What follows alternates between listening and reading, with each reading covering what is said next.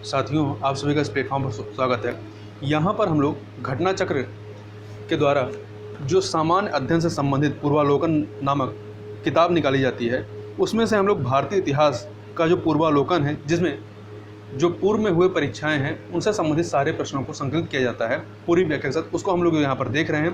तो इस वीडियो में हम लोग प्राचीन भारत के इतिहास के तहत सैंधो सभ्यता एवं संस्कृत से संबंधित जो प्रश्न पूछे गए हैं उनको यहाँ पर हम लोग व्याख्या के साथ देखेंगे। तो चलिए प्रारंभ करते हैं।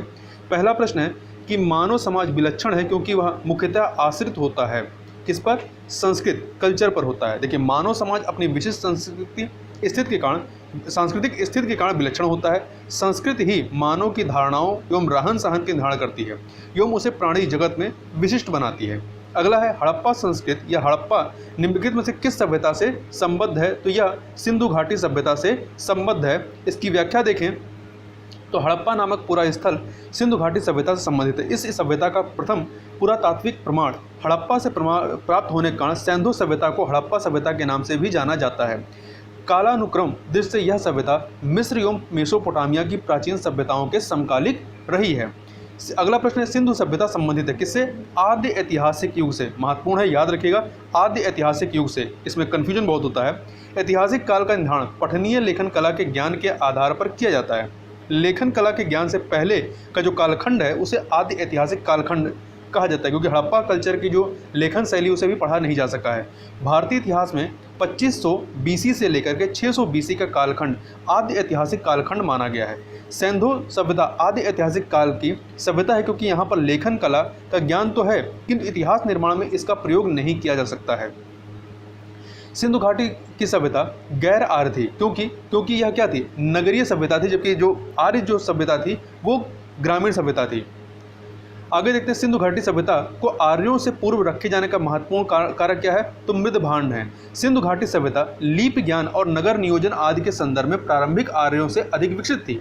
पुरातात्विक साक्ष्यों में अलग अलग कालों में पाए गए मृद भांड ही सिंधु घाटी सभ्यता को आर्यों से पूर्व का सिद्ध करते हैं। काले रंग की आकृतियों से चित्रित लाल मृद भांड जहाँ हड़प्पा सभ्यता की विशेषता है, वहीं धूसर एवं चित्रित धूसर मृद भांड जो हैं वो आर्यों से जो बाद में आते हैं उससे संबंधित माने गए हैं। आगे चलते हैं अगले प्रश्न की तरफ। सिंधु घाटी सांस्कृतिक वैदिक सभ्यता से भिन्न थी क्योंकि इसके पास सिंधु घाटी सभ्यता के पास विकसित शहरी जीवन की सुविधाएं थीं। इसके बाद चित्रलेखी लिपियां थीं। इसके पास लोहे और रक्षा शस्त्रों के ज्ञान का अभाव था। याद रखिएगा, यहाँ पे लोहे का ज्ञान हड़प्पा काल में नहीं था। तो उपयुक्त सभी कारक इसके लिए महत्वपूर्ण हैं। देखिए, सिंधु घाटी संस्कृत वैदिक सभ्यता से अनेक बातों में भिन्न थी। सिंधु घाटी सभ्यता नगरीय थी जबकि वैदिक सभ्यता ग्रामीण थी। सिंधु सभ्यता की लिपि भाव चित्रात्मक थी। वैदिक सभ्यता के लोग लोहे तथा रक्षा शास्त्रों के ज्ञान से युक्त थे, जबकि सिंधु घाटी की सभ्यता में लोहे के ज्ञान का अभाव था।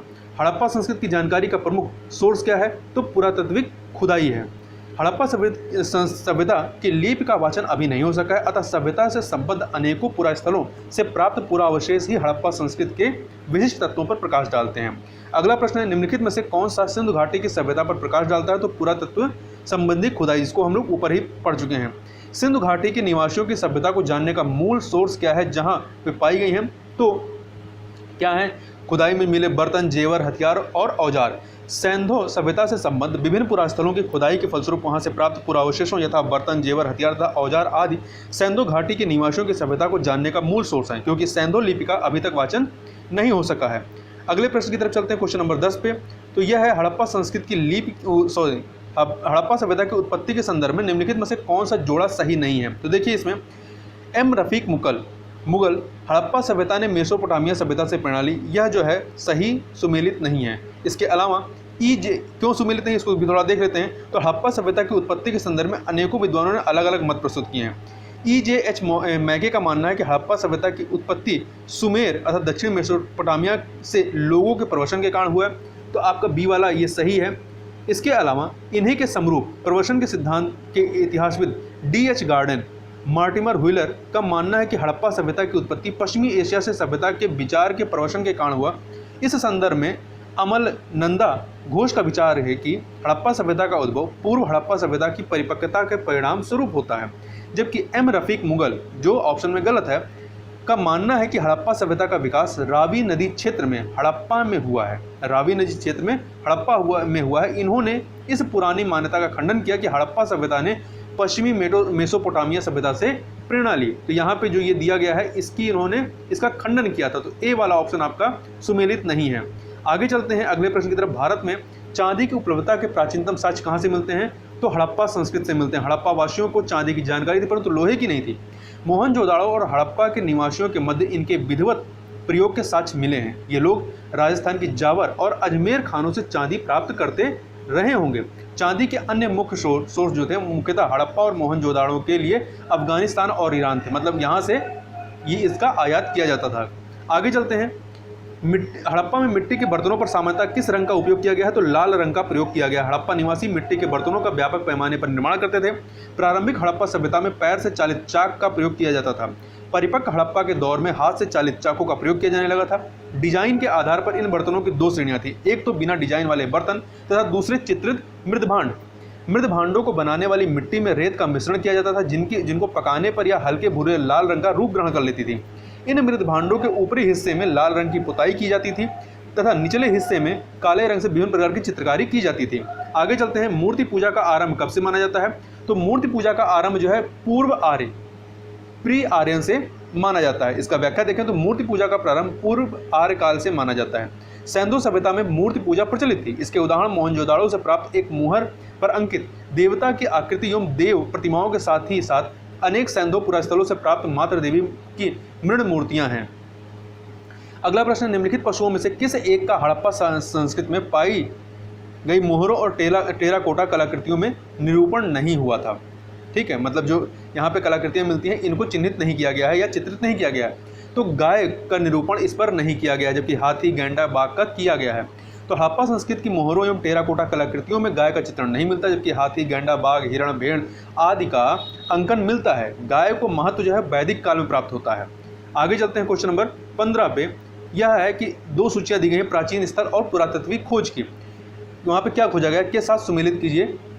तो लोथल जो है, लोथल से आपका गोदीबाड़ा, कालीबंगा से जुता हुआ खेत, धौलावीरा से हड़प्पन लिपि के बड़े आकार के 10 चिन्हों वाला शिलालेख मिला है और बनवाली से आपका पक्की मिट्टी की बनी हुई हल्की प्रतिकृति मिली है। तो इस प्रकार से बी ऑप्शन आपका 2143 सही हो जाएगा। इसका व्याख्या देखें तो हड़प्पा सभ्यता के स्थलों में से खंबात की खाड़ी के निकट स्थित लोथल से गोदीबाड़ा के साक्ष्य मिले। राजस्थान के हनुमानगढ़ जिले में घग्गर नदी के किनारे स्थित कालीबंगा से जुते हुए खेत के साक्ष्य मिले हैं। गुजरात के धौलावीरा से हड़प्पा लिपि के बड़े आकार के 10 चिन्हों वाली शिलालेख मिली है। हरियाणा के फतेहाबाद जिले में स्थित बनवाली से पक्की मिट्टी की बनी हुई हल की प्रतिकृति मिली है। एक जुते हुए खेत की खोज कहाँ की गई है? तो ये मिला है आपका राजस्थान के कालीबंगा से, जुता हुआ खेत कालीबंगा से, जबकि जो हल है, हल की प्रतिकृति आपका हरियाणा के बनवाली से मिली है। अगला है, यहाँ पे दो सूचियाँ दी गई हैं, किस एक तरफ स्थल और दूसरी तरफ किस नदी के किनारे हैं। तो देखिए हड़प्पा स्थल जो है ये रावी नदी के तट पर है। हस्तिनापुर जो है ये आपका गंगा के तट पर है। नागार्जुनकोंडा कृष्णा नदी के तट पर है और पैठन जो है ये गोदावरी नदी के तट पर स्थित है। इस प्रकार से आपका बी ऑप्शन 2, 3, 4, 1 सही हो जाएगा। आगे चलते हैं। फिर दो सूचियाँ दी गई हैं, सुमेलित करना है।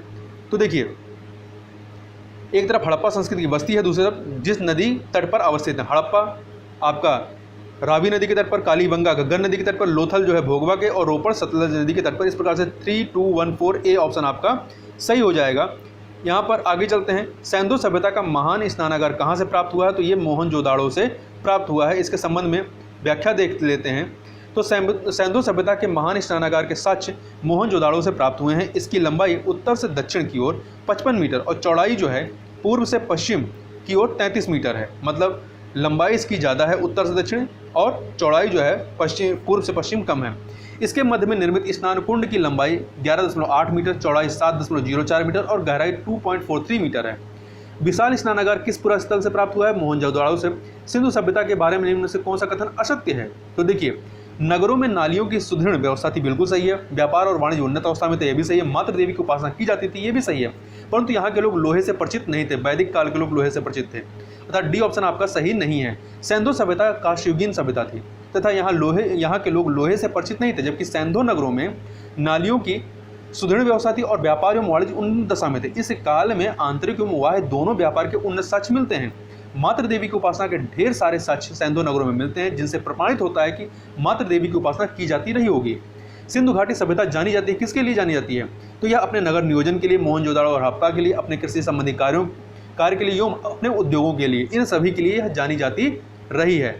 आगे चलते हैं तो इसकी व्याख्या देखें तो सिंधु घाटी सभ्यता की प्रमुख विशेषता नगर नियोजन को माना जाता है। यहाँ नगर और कस्बे एक निश्चित योजना के अनुसार बसाए जाते थे। साथ ही हड़प्पा और मोहनजोदड़ो सिंधु घाटी सभ्यता के दो प्रमुख नगर थे। हड़प्पा नामक पूरा स्थल सर्वप्रथम ज्ञात होने के कारण इसको हड़प्पा सभ्यता के नाम से भी जाना जाता है। कालीबंगा से कृषि साक्ष्य प्राप्त हुए तथा लोथल से उद्योग संबंधी साक्ष्य प्राप्त हुए हैं। अगला है निम्नलिखित में से कौन सुमेलित नहीं? देखिए, आलमगीरपुर उत्तर प्रदेश सही है, लोथल गुजरात सही है, कालीबंगा हरियाणा में नहीं राजस्थान में है, जहां जुते हुए खेत के साक्ष्य मिले हैं, और रोपण आपका पंजाब में है। इस प्रकार से आपका सी ऑप्शन जो है ये सही नहीं है। तो कालीबंगा राजस्थान के हनुमानगढ़ जिले में स्थित, इसकी खोज 1951 में अमलानंद घोष ने की थी। यहाँ पर पश्चिम दिशा में स्थित दुर्ग वाले टीले पर सैंधो सभ्यता के नीचे प्राक सैंधो संस्कृत के पुरावशेष प्राप्त हुए हैं। अगला प्रश्न है हड़प्पा संस्कृत के स्थल एवं उनकी स्थिति संबंधी निम्नलिखित युगों में से कौन एक सही सुमेलित नहीं है? तो आलमगीरपुर उत्तर प्रदेश, बनवाली हरियाणा, दायमाबाद महाराष्ट्र, राखीगढ़ी ये राजस्थान में नहीं है, कालीबंगा राजस्थान में है, राखीगढ़ी आपका हरियाणा में है। राखीगढ़ी हरियाणा के हिसार जिले में घग्गर नदी पर स्थित है। इस स्थल की खोज 1969 में सूरजभान ने की थी। फिर चलते हैं हड़प्पा स्थल और स्थित कहाँ पे स्थित है? मांडा आपका जम्मू कश्मीर में है, दायमाबाद महाराष्ट्र में है, कालीबंगा राजस्थान में, राखीगढ़ी हरियाणा में है। इस प्रकार से आपका जो ऑप्शन सही हो जाता है वो है 3412 सी ऑप्शन आपका सही हो जाएगा। आगे चलते हैं हम लोग। अगला है हड़प्पा संस्कृति के निम्नलिखित स्थलों में से कौन सिंध में अवस्थित है? तो देखिए, चार हैं हड़प्पा, मोहनजोदड़ो, चंदहोदड़ो और सुरकोटदा। तो मोहनजोदड़ो और चंदहोदड़ो जो हैं ये आपके सिंध में अवस्थित हैं।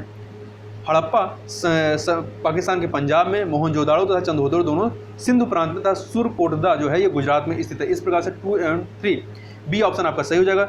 चंदहोदड़ो के उत्खनन का निर्देशन किसने किया था? जे.एच. मैके ने किया था। मोहनजोदड़ो से लगभग 130 किलोमीटर दक्षिण पूर्व में स्थित इस स्थल की खोज सर्वप्रथम 1931 ईस्वी में N.G. मजूमदार ने किया था। 1935 ईस्वी में मैके ने यहाँ उत्खनन करवाया। मैके ने यहाँ से मनका बनाने का कारखाना तथा भट्टी की खोज किया। चंदहोदड़ो से किलेबंदी के साक्ष्य नहीं मिले हैं। यहाँ से प्राप्त कुछ ईंटें वक्राकार। तो याद रखिएगा, चंदहोदड़ो से किलेबंदी के साक्ष्य नहीं प्राप्त हैं। सिंधु घाटी सभ्यता का कौन सा स्थल अब पाकिस्तान में है? तो कालीबंगा आपका राजस्थान में है, लोथल गुजरात में, आलमगीरपुर उत्तर प्रदेश में, हड़प्पा जो है ये पाकिस्तान में है। इस प्रकार से बी ऑप्शन आपका सही हो जाएगा। आगे चलते हैं। ये जो हड़प्पा के अवशेष हैं ये आधुनिक पाकिस्तान के माटंगोमरी वर्तमान साहिवाल जिले में स्थित है। यह स्थल रावी नदी के तट पर स्थित है, जबकि कालीबंगा राजस्थान के हनुमानगढ़ जिले से, लोथल गुजरात प्रांत से, आलमगीरपुर उत्तर प्रदेश में स्थित है। रंगपुर जहां हड़प्पा की समकालीन सभ्यता थी वो कहां पर है? सौराष्ट्र में। कहां पर? सौराष्ट्र में है। रंगपुर गुजरात के सौराष्ट्र क्षेत्र में स्थित है। यहाँ से प्राग हड़प्पा या हड़प्पा और उत्तर हड़प्पा कालीन सभ्यता के साक्ष्य मिले हैं। यहाँ से प्राप्त वनस्पति अवशेष के आधार पर कहा जा सकता है कि वे लोग चावल, बाजरा एवं ज्वार की खेती करते थे। दधेरी एक परवर्ती हड़प्पी एक पुरा स्थल है। कहाँ का? पंजाब का। दधेरी एक परवर्ती पुरा स्थल है जो पंजाब प्रांत के लुधियाना जिले में गोविंदगढ़ के पास स्थित है। दधेरी स्थल चित्रित धूसर मृदभांड काल से संबंधित है, जो कि आर्यों के आगमन का काल भी है। सिंधु सभ्यता का कौन सा स्थान भारत में स्थित है? तो हड़प्पा पाकिस्तान में, मोहनजोदड़ो भी पाकिस्तान में, लोथल गुजरात में स्थित है। तो सिंधु सभ्यता से संबंधित लोथल नामक पूरा स्थल गुजरात के अहमदाबाद जिले में भोगवा नामक नदी के तट पर सरंगवल गांव से 2 किलोमीटर उत्तर में स्थित। इसकी खोज S.R. राव ने 1954 में की थी। हड़प्पा और मोहनजोदड़ो पाकिस्तान में स्थित हैं। अगला है वह हड़प्पीय नगर जिसका प्रतिनिधित्व लोथल का पुरातत्व स्थल करता है, किस नदी पर स्थित है? तो ये भोगवा नदी के तट पर अवस्थित है। क्वेश्चन नंबर 33 पर चलते हैं। तो इसके पहले इसका थोड़ा व्याख्या देख लें। तो हड़प्पीय नगर लोथल गुजरात के अहमदाबाद जिले में भोगवा नदी के तट पर स्थित है। यहाँ पुरातत्वविद रंगनाथ राव के नेतृत्व में 1957-58 में खुदाई कराई गई थी। यहाँ की सर्वाधिक महत्वपूर्ण उपलब्धि हड़प्पा कालीन बंदरगाह है। अगला है हड़प्पा स्थल लोथल कहाँ स्थित है? तो ये गुजरात में भोगवा नदी के तट पर अवस्थित है। सिंधु घाटी सभ्यता का पत्तन नगर कौन था? तो गुजरात का लोथल रहा है। और यह सिंधु घाटी सभ्यता का एकमात्र ऐसा स्थल है जहाँ से पत्तन या बंदरगाह के साक्ष्य मिले हैं, जो नगर के ठीक पूर्व में है। ये जो बंदरगाह है लोथल के पूर्व में स्थित है। निम्नलिखित में से कौन सा एक हड़प्पा का बंदरगाह है? तो लोथल, गुजरात का लोथल। निम्नलिखित में से कौन सा सिंधु घाटी सभ्यता संबंधित स्थल नहीं है? कालीबंगन, रोपण लोथल है, परंतु पाटलिपुत्र नहीं है। पाटलिपुत्र महाजनपद कालीन एक प्रमुख नगर रहा है। भारत का सबसे बड़ा हड़प्पन पुरा स्थल कौन सा है? तो भारत का पूछ रहा है, तो ये राखी गढ़ी है। राखी गढ़ी है। इसके बारे में देखें तो राखी गढ़ी हड़प्पा सभ्यता का दूसरा सबसे बड़ा, मतलब ऐसे देखेंगे हड़प्पा सभ्यता का दूसरा मोहनजोदाड़ो के बाद स्थल है और भारत का पहला है। भारत में सिंधु घाटी का दूसरा बड़ा स्थल धौलावीरा है गुजरात का। स्थापित सिंधु घाटी सभ्यता जिन नदियों के तट पर बसी थी वह थी, कौन सी नदियों के तट पर बसी थी? सिंधु, चेनाब और झेलम नदियों के तट पर, गंगा के किनारे नहीं। सिंधु घाटी सभ्यता का विस्तार उत्तर में झेलम नदी के पूर्वी तट से दक्षिण में यमुना की सहायक नदी हिंडन के तट तक माना जाता है। इसमें झेलम, सिंधु एवं चेनाब नदियां तो शामिल है, परंतु गंगा नदी इसमें शामिल नहीं है। यद्यपि झेलम के तट पर भी सिंधु सभ्यता संबंधी कोई विशिष्ट उत्खनित स्थल नहीं है, तथापि सामान्यतः झेलम के पूर्वी तट को सिंधु सभ्यता के अंतर्गत माना जाता है। सिंधु घाटी के लोग विश्वास करते थे कि इसमें मातृशक्ति में। हड़प्पा सभ्यता से ऐसे प्रचुर साक्ष्य मिले हैं जिनके आधार पर यह कहा जा सकता है कि माता देवी की उपासना वहां व्यापक रूप से प्रचलित थी। विभिन्न मृण मूर्तियां, मुद्राओं आदि पर अंकित आकृतियां आदि से जो चित्र उभरता है उससे नारी उपासना के प्रचलन के साक्ष्य मिलते हैं। सिंधु घाटी के लोग पूजा करते थे किसकी? पशुपति की पूजा करते थे। सिंधु घाटी के लोग पशुपति शिव की पूजा भी करते थे। इसका प्रमाण मोहनजोदाड़ो से प्राप्त एक मोहर जिस पर योगी की आकृति बनी है, उस योगी के दाईं ओर चीता और हाथी तथा बाईं ओर गैंडा एवं भैंसा चित्रित किए गए। योगी के सिर पर एक त्रिशूल जैसा आभूषण तथा इसके 3 मुख हैं। मार्शल महादेव ने इसे रुद्र शिव से संबंधित किया है। इसके अतिरिक्त बहुत सी प्रस्तर लिंग की भी आकृतियां प्राप्त होती हैं जो शिव पूजा से संबंधित की जाती हैं। आगे चलते हैं अगले प्रश्न की तरफ, क्वेश्चन नंबर 41 पे। तो मोहनजोदाड़ो में हड़प्पा की पुरातात्विक खुदाई के प्रभारी कौन थे? तो सर जॉन मार्शल थे। भारतीय पुरातत्व सर्वेक्षण विभाग के महानिदेशक सर जॉन मार्शल के निर्देशन पर 1921 में दयाराम शाहनी ने पाकिस्तान के पंजाब के तत्कालीन मांटगोमरी संप्रति साहिवाल जिले में रावी नदी के बाएं तट पर स्थित हड़प्पा के टीले की खुदाई की। अगले वर्ष 1922 में राखलदास बनर्जी ने सिंध प्रांत के लरकाना जिले में सिंधु नदी के दाहिने तट पर, ये दाहिने तट पर, वो तो जो आपका था वो बाएं, हड़प्पा की जो खुदाई है वो रावी के बाएं तट पर है, जबकि सिंधु नदी के दाहिने तट पर मोहनजोदाड़ो के टीलों का पता लगाया गया।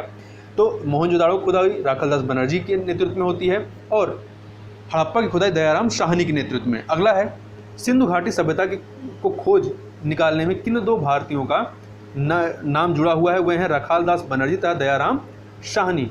ठीक है, रखालदास बनर्जी और दयाराम शाहनी, जिनकी चर्चा हम लोगों ने ऊपर की। दयाराम शाहनी जो है हड़प्पा संबंधित है और रखालदास बनर्जी जो है वो मोहनजोदाड़ो से। निम्नलिखित में से कौन सुमेलित नहीं है? हड़प्पा की खोज दयाराम साहनी ने, लोथल की खुदाई जो है SR राव, सुरकोटड़ा की JP जोशी ने, धौलावीरा की BK थापड़ ने, RS बिष्ट ने की। किसने? RS बिष्ट ने। हड़प्पा का उत्खनन दयाराम शाहनी, लोथल का SR राव, सुरकोटड़ा गुजरात का सुरकोटड़ा का उत्खनन JP जोशी ने किया कराया, जबकि धौलावीरा का उत्खनन BK थापड़ ने नहीं बल्कि RS बिष्ट ने कराया था। हड़प्पा का उत्खनन करने वाला प्रथम पुरातत्वविद जो इसके महत्व को नहीं समझ सका A कनिंघम था। तो देखिए A कनिंघम महोदय ने भारतीय उपमहाद्वीप के ऐतिहासिक महत्व के टीलों की खोज की थी, किंतु वह हड़प्पा के टीलों के महत्व को नहीं जान सके थे। तत्पश्चात जॉन मार्शल के दिशा निर्देश में रखालदास बनर्जी तथा दयाराम शाहनी ने, रखालदास बनर्जी ने मोहनजोदाड़ो और दयाराम शाहनी ने हड़प्पा के टीलों का विस्तृत उत्खनन कराया। निम्नलिखित में से कौन हड़प्पा और मोहनजोदाड़ो के उत्खनन से संबंधित नहीं थे? तो देखिए RD बनर्जी संबंधित थे, KN दीक्षित संबंधित थे, MS वत्स संबंधित थे, परंतु BA इसमें संबंधित नहीं थे। 1921 में दयाराम शाहनी ने हड़प्पा का सर्वेक्षण किया। 1926 ईस्वी में मधो स्वरूप वत्स हड़प्पा के सर्वेक्षण संबंधित रहे। मोहनजोदाड़ो जिसका सिंधी भाषा में अर्थ मृतकों का टीला होता है की खोज सर्वप्रथम 1922 में रखालदास बनर्जी ने की तथा इसके पुरातात्विक महत्व की ओर ध्यान आकर्षित किया। इसके अतिरिक्त कुछ अन्य विद्वान KN Dikshit, Ernest Mackay, Aurel Stein, A Ghosh, JP Joshi आदि ने भी इस सभ्यता की खोज में महत्वपूर्ण योगदान दिया। अतः स्पष्ट है कि BA स्मिथ हड़प्पा सभ्यता की खोज से संबंधित नहीं रहे, बल्कि ये भारतविद एवं कला इतिहासकार के रूप में प्रसिद्ध थे। सिंधु सभ्यता के विकसित अवस्था में निम्नलिखित में से किस स्थल से घरों में कुएं के अवशेष मिले हैं? तो मोहनजोदाड़ो से मिले हैं। मोहनजोदाड़ो के ध्वंसावेश पाकिस्तान के सिंध प्रांत के लरकाना जिले में सिंधु नदी के दाहिने तट पर स्थित है। हड़प्पा रावी के बाएं तट पर है और मोहनजोदाड़ो सिंधु नदी के दाहिने तट पर। यहाँ लगभग प्रत्येक घर में निजी कुएं एवं स्नानागार होते थे और पानी के निकास के लिए नालियों की व्यवस्था थी। अनेक घरों में शौचालय भी बने हुए थे। कालीबंगा के प्राक सैंधो स्थल से हल से जुते हुए खेत के साक्ष्य मिले हैं, कालीबंगा से मिले हैं, ठीक है। और लोथल के गोदी बाड़ा एवं मनके बनाने वाले, तांबे एवं सोने का काम करने वाले शिल्पियों की उद्योगशालाएं भी प्रकाश में आई हैं। मोहनजोदाड़ो निम्नलिखित में से कहाँ पर स्थित है? तो यह पाकिस्तान के सिंध प्रांत में, कहाँ पर? पाकिस्तान के सिंध प्रांत में स्थित है। आगे चलते हैं, क्वेश्चन नंबर 48, भारत में निम्नलिखित के आने का सही कालानुक्रम क्या है? तो देखिए इसमें सही कालानुक्रम क्या है। तो सबसे पहले नगर संस्कृति आती है, फिर आपका लोहे का हल आता है, लोहे का हल है, फिर आहत मुद्रा चांदी के सिक्के, फिर सोने के सिक्के आते हैं। इस प्रकार से डी ऑप्शन आपका 4, 3, 2, 1 सही हो जाएगा। देखिए भारत में प्राचीन सभ्यता हड़प्पा सभ्यता अपनी नगर योजना के लिए विख्यात है। हड़प्पा सभ्यता की नगर योजना की आधार सामग्री मोहनजोदाड़ो, हड़प्पा, चंदहोदड़ो, कालीबंगा, लोथल, सुरकोटदा तथा बनवाली से प्राप्त होती है। सिंधु घाटी की सभ्यता कांस्यकालीन है। लोहे का ज्ञान कांस्य के बाद वैदिक काल में, लोहे का जो ज्ञान है वो कांस्य के बाद वैदिक काल में लगभग 1000 ईसा पूर्व में होता है। भारत में सबसे प्राचीन सिक्के आहत मुद्रा के रूप में 6ठी शताब्दी ईसा पूर्व में अस्तित्व में आते हैं। सबसे पहले भारत में सोने के सिक्के हिंद यवन शासकों 2वीं शताब्दी ईसा पूर्व में आते हैं, इनके द्वारा जारी किए, जिनकी संख्या कुषाण काल में बढ़ जाती है। सर्वप्रथम मानव ने निम्न धातु का उपयोग किया, किसका किया? तांबे का उपयोग किया। सर्वप्रथम मानव द्वारा तांबा धातु का प्रयोग किया गया। इसके विश्व के विभिन्न भागों में प्रयोग की तिथि में अंतर है। हाथी दांत का पैमाना हड़प्पीय संदर्भ में मिलता है, कहाँ से? लोथल से मिलता है। अगला है हड़प्पाकालीन स्थलों में अभी तक किस धातु की प्राप्ति नहीं हुई है? तो यहाँ पर लोहे की प्राप्ति नहीं हुई। तांबा, चांदी, सोने की प्राप्ति हुई परंतु लोहे की नहीं। तो हड़प्पा सभ्यता एक कांस्ययुगीन सभ्यता थी। यहाँ से तांबा, कांसा, स्वर्ण और चांदी आदि धातुएं तो मिलती हैं परंतु लोहे की प्राप्ति नहीं हुई है। वस्तुतः हड़प्पाकालीन लोग लोहे से परिचित नहीं थे। भारत में लौह युग का प्रारंभ उत्तर वैदिक काल लगभग 1000 ईसा पूर्व से माना जाता है। उत्तर वैदिक काल में, याद रखिएगा, भारत में लौह युग का प्रारंभ कब होता है? उत्तर वैदिक काल से माना जाता है। निम्न में से कौन सा स्थल घग्गर और उसकी सहायक नदियों की घाटी में स्थित है? तो बनवाली में, घग्गर उसकी सहायक नदियों की घाटी में, तो बनवाली जो है हरियाणा का बनवाली, हरियाणा में स्थित बनवाली नामक हड़प्पा स्थल घग्गर एवं उसकी सहायक नदियों की घाटी में स्थित है। निम्न कथनों पर विचार कीजिए और नीचे दिए गए कोड से सही उत्तर चुनिए। तो मोहनजोदाड़ो हड़प्पा, रोपण एवं कालीबंगा सिंधु घाटी सभ्यता के प्रमुख स्थल हैं, बिल्कुल सही है। हड़प्पा के लोगों ने सड़कों तथा नालियों के जाल के साथ नियोजित शहरों का विकास किया, ये भी सही है। तीसरा, हड़प्पा के लोगों को धातुओं के उपयोग का पता नहीं था, ये गलत है। ये तांबे का प्रयोग इन्होंने किया था, चांदी का प्रयोग करते हैं। देखिए तो ए ऑप्शन 1 और 2 ही केवल सही है। हड़प्पा, मोहनजोदाड़ो, रोपड़, लोथल एवं कालीबंगा सिंधु घाटी सभ्यता के प्रमुख स्थल हैं। सिंधु सभ्यता में सड़कें एक दूसरे को समकोण पर काटती रहीं। ऑक्सफोर्ड प्रणाली के अनुसार सड़कों के दोनों किनारों पर पक्की नालियां बनाई जाती थी, जिन्हें बड़ी ईंटों अथवा पत्थर के टुकड़ों से ढक दिया जाता था। इस समय सोने तथा चांदी के आभूषण बनाए जाते थे। तांबे के साथ टिन मिलाकर के कांसा तैयार किया जाता था। तो याद रखिए कांसे में क्या होता है? तांबा और टिन होता है। अगला प्रश्न है कथन और कारण वाला। कथन है कि मोहनजोदाड़ो तथा हड़प्पा नगर अब विलुप्त हो गए हैं, बिल्कुल विलुप्त हो गए हैं। दूसरा, वह खुदाई के दौरान प्रकट हुए थे, ये भी सही है परंतु यह स्पष्टीकरण नहीं है। इस प्रकार से बी ऑप्शन इसका सही हो जाएगा। इसकी व्याख्या हम लोग पहले देख लेते हैं। तो मोहनजोदाड़ो वर्तमान पाकिस्तान के सिंध प्रांत के लरकाना जिले में सिंधु नदी के दाएं तट पर तथा हड़प्पा वर्तमान पाकिस्तान के पंजाब प्रांत के साहिवाल मांटगोमरी जिले में रावी नदी के बाएं तट पर नगर स्थित है। नगर सैंधो सभ्यता के 2 प्रमुख नगर थे, जिनकी खोज उत्खननों के दौरान मोहनजोदाड़ो की क्रमशः रखालदास बनर्जी और हड़प्पा की दयाराम साहनी ने की थी। वर्तमान में ये नगर मृत प्राय अर्थात विलुप्त स्थिति में है। इस प्रकार कथन और कारण दोनों सही है, किंतु कारण जो है कथन की सही व्याख्या नहीं करता है। हड़प्पन संस्कृति के संदर्भ में शैलकृत स्थापत्य के प्रमाण कहाँ से प्राप्त हुए? धौलावीरा के, गुजरात के धौलावीरा से शैलकृत स्थापत्य के प्रमाण मिले हैं। धौलावीरा हड़प्पा सभ्यता की भारत में स्थित दूसरी सबसे बड़ी, प्रथम कौन सी है? राजस्थान की राखीगढ़ी है, दूसरी सबसे बड़ी बस्ती है। यह गुजरात के कच्छ के रन में अवस्थित है। इसकी खुदाई 1992 में R.S. बिष्ट और उनके सहयोगियों ने की। धौलावीरा के उत्खनन के परिणामस्वरूप हड़प्पा सभ्यता की अनेक महत्वपूर्ण जानकारियां प्राप्त की गई। इन खोजों में 7 मीटर गहरा था 79 मीटर लंबा शैलकृत जलकुंड रिजर्वायर महत्वपूर्ण है। तो ये रिजर्वायर कहाँ मिला है? धौलावीरा, गुजरात धौलावीरा में। धौलावीरा जिस राज्य में स्थित हुआ कहाँ पे है? वो कौन सा राज्य? गुजरात है। कौन सा हड़प्पीय नगर 3 भागों में विभक्त है? तो गुजरात का धौलावीरा जो है ये 3 भागों में, अधिकतर 2 भागों में बटे हैं, ये 3 भागों में बटा है। धौलावीरा गुजरात के कच्छ जिले में स्थित एक हड़प्पीय नगर था। यह नगर आयताकार बना था। इस नगर को 3 भागों, किला, मध्य नगर एवं निचला नगर में विभाजित किया गया था। एक उन्नत जल प्रबंधन व्यवस्था का साक्ष्य कहाँ से प्राप्त होते हैं? गुजरात के धौलावीरा से। धौलावीरा से एक विशाल जलाशय मिलता है जिसका आकार 80.4 मीटर गुणे 12 मीटर और गहराई 7.5 मीटर थी। इसमें 2,50,000 घन मीटर पानी जमा करने की अद्भुत क्षमता थी। धौलावीरा के निवासी एक उन्नत जल प्रबंधन व्यवस्था से परिचित थे। ये लोग बांध बनाकर जलाशयों में पानी संग्रहित करते थे, जो इस तरह का प्राचीनतम साक्ष्य है। अगला है हड़प्पन सभ्यता या हड़प्पन स्थल सनौली के अभी हाल में उत्खननों से प्राप्त हुए हैं। क्या प्राप्त हुए सनौली के जो वहाँ उत्खनन हुए हैं? तो मानव शवाधान प्राप्त हुए। उत्तर प्रदेश के बागपत जिले में बारोट तहसील के सनौली नामक हड़प्पन पुरास्थल से क्रमबद्ध रूप से 125 मानव शवाधान प्राप्त हुए हैं, जिनकी दिशा जो है उत्तर से दक्षिण है। इन शवाधानों के साथ दैनिक उपयोग की वस्तुएं भी मिले, जिनमें गहने प्रमुख हैं। इनके साथ ही इनमें कुछ जानवरों की हड्डियां भी प्राप्त हुई हैं। वस्त्रों के लिए कपास की खेती का आरंभ सबसे पहले कहाँ किया गया? भारत में। वस्त्रों के लिए कपास का उत्पादन सर्वप्रथम भारत में किया गया। 1922 ईस्वी में रखालदास बनर्जी के नेतृत्व में सिंधु नदी के किनारे स्थित सिंधु नदी के दाएं तट के पर स्थित मोहनजोदाड़ो में उत्खनन से कपास के सूत की प्राप्ति की गई थी। भारत से कपास यूनान गई, जिसे यूनानी हिंडन के नाम से पुकारते थे। भारत में कपास की खेती का प्रारंभ जो है 3000 ईसा पूर्व में किया गया था, जबकि मिस्र में इसकी खेती 2500 ईसा पूर्व में लगभग शुरू होती है। आगे चलते हैं अगले प्रश्न में 61 नंबर। सिंधु घाटी सभ्यता के संदर्भ में निम्नलिखित कथनों पर विचार कीजिए। 2 कथन है। यह सभ्यता लौकिक सभ्यता थी तथा उसमें धार्मिक तत्व यद्यपि उपस्थित था, वर्चस्वशाली नहीं था। बिल्कुल सही है।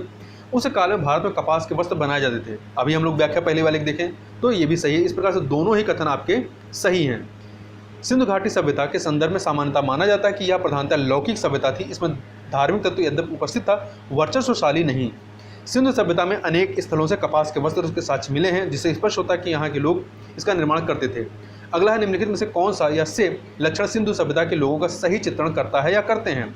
पहला, उनके विशाल महल और मंदिर होते थे। तो बिल्कुल नहीं, ऐसा कुछ नहीं है। वे देवी और देवताओं दोनों की पूजा करते थे, ये सही है। वे युद्ध में घोड़ों द्वारा खींचे गए रथों का प्रयोग करते थे, ये भी सही नहीं है। तो इस प्रकार से केवल दूसरा वाला कथन ही सही है, तो बी ऑप्शन आपका सही हो जाएगा। आज तक सिंधु घाटी सभ्यता के स्थलों की खुदाई में किसी मंदिर अथवा पूजा स्थल का साक्ष्य नहीं मिला, अतः इस सभ्यता के धार्मिक जीवन का एकमात्र सोर्स यहाँ पाई गई मिट्टी और पत्थर की मूर्तियों में मोहरे हैं। इससे ज्ञात होता है कि यहाँ मात्र देवी पशुपतिशिव तथा उनके लिंग की पूजा और पीपल, नीम आदि पेड़ों एवं नाग आदि जीव जंतुओं की उपासना प्रचलित थी। पशुओं में हाथी, बाघ, भैंसा, गेंडा और घड़ियाल के चित्र मिलते हैं, लेकिन घोड़े के चित्र का अभाव है और गाय का भी चित्र नहीं मिलता। हालांकि घोड़े की अस्थियां लोथल, सुरकोटदा एवं कालीबंगा इत्यादि स्थलों से प्राप्त होते हैं, मतलब गुजरात और राजस्थान से। फिर भी घोड़े का उपयोग युद्ध के रथ को खींचने में किया जाता था, ऐसे साक्ष्य का अभाव है। आगे चलते हैं। निम्न स्थानों पर किस एक स्थान पर सिंधु घाटी सभ्यता से संबद्ध विख्यात वृषभ मुद्रा प्राप्त हुई है? तो ये मोहनजोदाड़ो से प्राप्त हुई है। पाकिस्तान के सिंध प्रांत के लरकाना जिले में सिंधु नदी के दाएं तट पर स्थित मोहनजोदाड़ो, जिसका उत्खनन रखालदास बनर्जी ने किया था, में अनेक वस्तुएं प्राप्त हुई, जिनमें कुबड़ वाले बैल का कुदमान, वृषभ की आकृति वाली मुहर भी शामिल है। निम्नलिखित में से किस पशु का अंकन हड़प्पा संस्कृति की मोहरों पर नहीं मिलता है? तो बैल, हाथी, भेड़ का मिलता है परंतु घोड़े का नहीं मिलता। सिंधु घाटी सभ्यता के निवासी अश्व से परिचित थे, लेकिन उसका अंकन हड़प्पा की मोहरों पर नहीं मिलता। सिंधु घाटी सभ्यता की मोहरों पर सर्वाधिक अंकन एक श्रृंगी बैलों का है, उसके बाद कुबड़ वाले बैल का है। सिंधु सभ्यता में उपलब्ध पशुपति की मूर्ति के दाईं ओर हाथी और चीता था, बाईं ओर गैंडा, भैंसा था, पैरों के नीचे हिरण अंकित है। किस पशु के अवशेष सिंधु घाटी सभ्यता से प्राप्त नहीं हुए हैं? तो घोड़ा, गाय, हाथी के मिले हैं, परंतु शेर के अवशेष नहीं मिले हैं। दिए गए विकल्पों में से गाय और हाथी के अवशेष तो सिंधु घाटी सभ्यता में प्राप्त होते हैं। घोड़े के अवशेष सिंधु घाटी की सभ्यता से प्राप्त होने के संबंध में विद्वानों में मतभेद है, किंतु आधुनिक उत्खनन निष्कर्षों के आधार पर अनेक प्रख्यात विद्वानों ने घोड़े के अवशेषों के सिंधु घाटी की सभ्यता से प्राप्त होने के अभिमत की पुष्टि की है। दूसरी ओर सिंधु घाटी सभ्यता के उत्खनन से बाघ एवं चीता के अवशेषों की प्राप्ति का उल्लेख तो है, किंतु शेर का उल्लेख नहीं प्राप्त होता। बाघ और चीता का है परंतु शेर का नहीं है। ध्यान रखिए, कंफ्यूजन ना हो कि बाघ और चीते का है परंतु शेर का नहीं है। मृण पट्टिका पर उत्कीर्ण सिंह युक्त देवता की कृति प्राप्त हुई कहाँ से? कालीबंगा से प्राप्त हुई। कहाँ से? कालीबंगा से प्राप्त हुई है। आगे देखते हैं इसमें व्याख्या को। कालीबंगा से मृण मृतिका पर एक और दोहरे सिंह वाले देवता का अंकन है, दूसरी ओर बकरी को दिखाया गया है। एक और दोहरे सिंह वाले देवता का दूसरी ओर बकरी को दिखाया गया है, जिसे एक पुरुष ला रहा है। संभवतः बकरी की बलि देना इस चित्र में अभिष्ट है। निम्नलिखित में से कौन सी सभ्यता नील नदी के तट पर पनपी? तो मिस्र की सभ्यता यहाँ पर पनपी है। मिस्र की सभ्यता का विकास नील नदी की द्रोणी में हुआ है। नील नदी विश्व की इस प्राचीन सभ्यता का आधार थी। मिस्र को नील नदी का उपहार कहा जाता है क्योंकि इस नदी के अभाव में यह भूभाग रेगिस्तान होता है। मिस्र अफ्रीका महाद्वीप में स्थित है। इसकी समकालीन सभ्यताएं सिंधु घाटी सभ्यता जो कि भारत में थी, मेसोपोटामिया सभ्यता जो कि इराक में थी, ये इसकी समकालीन रही हैं। लेखन कला की उचित प्रणाली विकसित करने वाली सर्वप्रथम प्राचीन सभ्यता कौन सी थी? तो सुमेरिया। सुमेरिया सभ्यता के लोग प्राचीन विश्व की प्रथम लिपि आविष्कार करता थे। इनकी प्रारंभिक लिपि का स्वरूप अत्यंत सरल एवं आदिम था। सुमेरिया का क्यूनिफॉर्म लिपि को सामान्यतः प्राचीनतम लिपि माना जाता है। इस प्रकार से यहाँ पर हम लोगों ने सैंधव सभ्यता संबंधित प्रश्नों को देखे। इससे आगे के जो वैदिक काल संबंधित प्रश्न हैं उनको हम लोग नेक्स्ट वीडियो में कवर करेंगे। तो इस वीडियो में बस इतना ही। मिलते हैं नेक्स्ट वीडियो में, तब तक के लिए बहुत बहुत धन्यवाद।